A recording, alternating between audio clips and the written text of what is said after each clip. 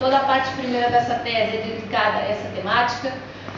Acreditem, eu tive essa intuição e confirmei-a pela leitura de vários autores. Eu tenho alemães, espanhóis, italianos, franceses, americanos aqui, dizendo basicamente a mesma coisa que eu. Então, isso não é um sonho de uma doida varrida.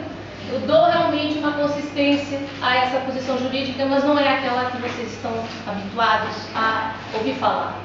Mas a questão do dever, e só para pontuar a questão do bem jurídico, né? Esse interesse coletivo, ele exige da nossa parte, de cada um de nós, o exercício ativo da cidadania. É um dever de cumprimento coletivo.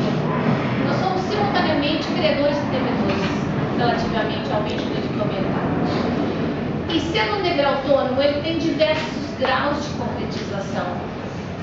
É evidente que eu, como cidadã jurista, sou professora de direito, tenho carta de condução, licença de condução, mas não utilizo um veículo no meu dia a dia. Eu não tenho sequer essa carga moral, jurídica e econômica de ter um veículo ao meu cargo, né? Com todas as emissões de CO2 que ele lança para a atmosfera, entre outras coisas, os perigos da condição das mulheres, etc.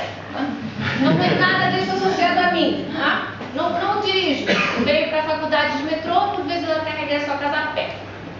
E eu resido ali perto do Príncipe Real, portanto, quem conhece Lisboa, faça as contas. É ótimo. Daí que eu não sou empresária. Eu não tenho nenhum estabelecimento industrial. Tenho uma fábrica. Eu não sou agricultora, não sou silvicultora, não tenho animais, não crio gado que lança metano para a atmosfera, enfim. Eu sou bastante até ecológica, minha pegada ecológica é bastante reduzida.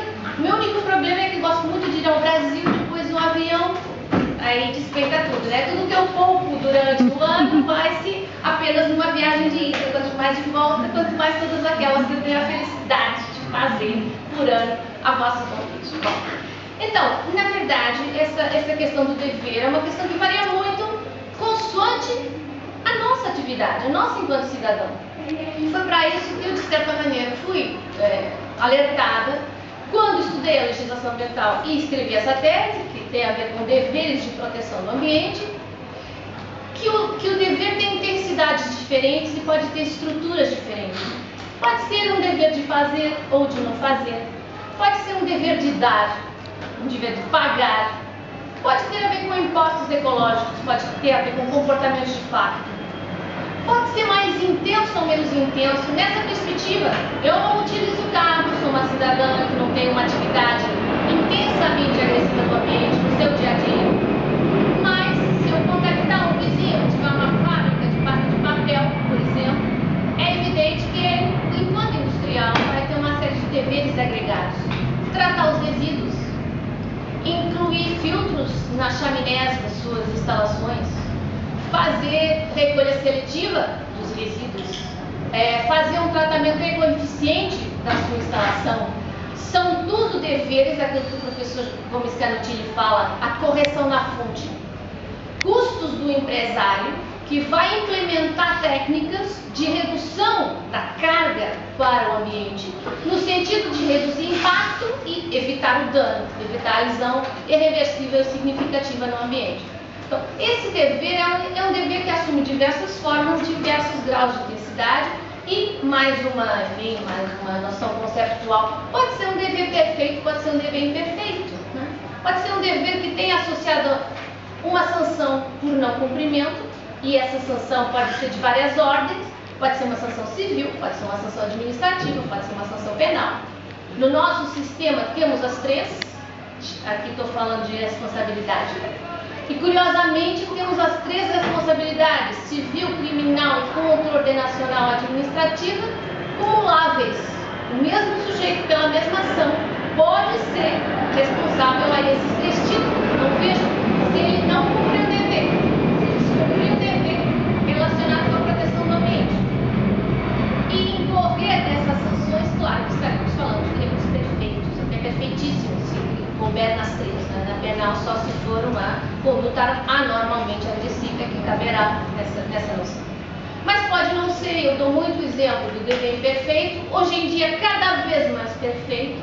mas é um exemplo que eu dou da assimilação, da develosidade ambiental aos meus alunos da graduação, a questão da recolha seletiva.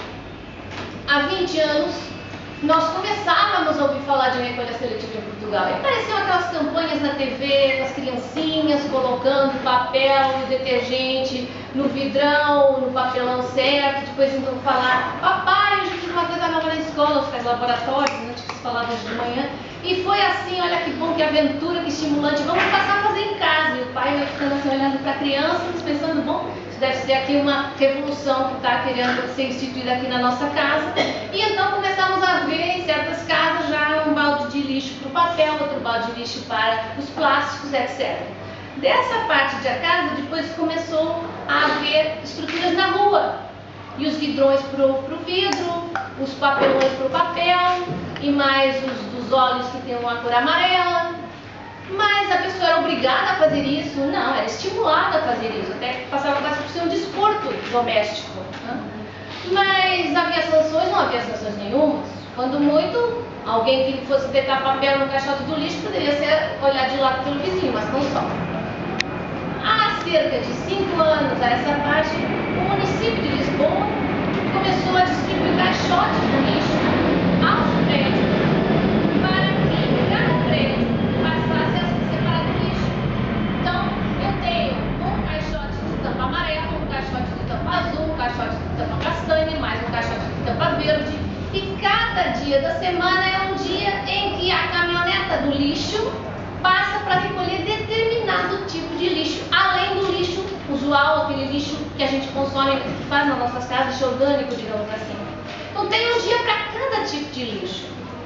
Então vejam bem, esse dever já passou a ser um dever mais consistente, porque a Câmara já agrega um papel, um caixote para cada uma dessas coisas.